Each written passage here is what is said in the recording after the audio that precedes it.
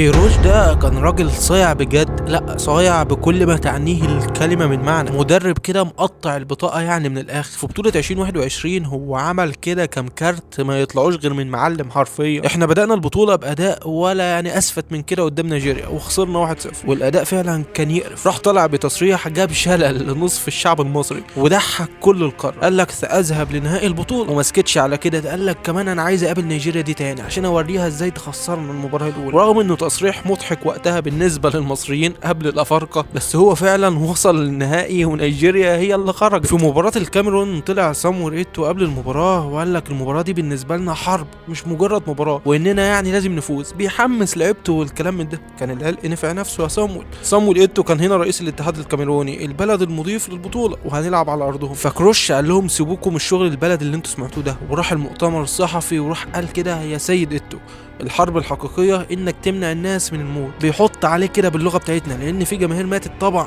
بسبب التدافع. الاتحاد الافريقي قال لنا بكاري جسامه عدو المصريين الاول هو اللي يحكم المباراه. راح كيروش قال لهم سيبوها عليا، لو كان هيطرد حد المباراه دي انا عايزه يطردني انا. وقال محدش من اللعيبه يتكلم معاه تاني غير محمد صلاح باعتباره يعني الكابتن ونجم عالمي، واي فضيحه هتحصل مع صلاح هتبقى بجلاجل وفضيحه عالميه والصحف العالميه كلها تتكلم عنها. واول ما بدا المباراه بكاري جسامه لسه اصلا ما ارتكبش اي خطا، راح جرس كروش نهم له في الارض وقعد على ركبته ورفع ايده للسماء، اللي هو يعني اشهد علينا يا رب على الظلم اللي احنا فيه. بكاري جسامه اتبهت في مكانه واستغرب اللي الراجل ده بيعمله، راح مديله كارت احمر.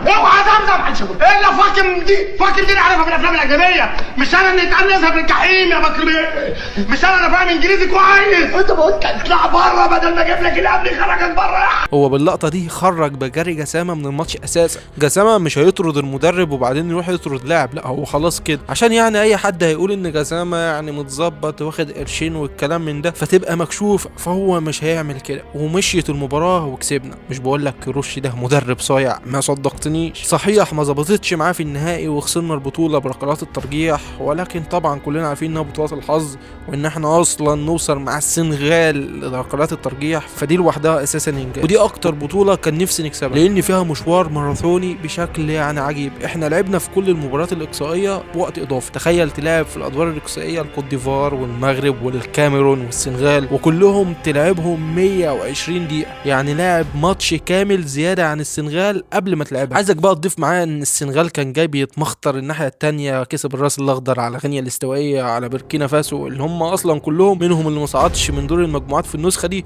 ومنهم اللي هيطلع في دور ال 16 برضه. فلو في بطل حقيقي في النسخه دي فهو منتخب مصر مع كارلوس كروش بصراحه، ولكن هي كده جت للسنغال على طبق من فضه.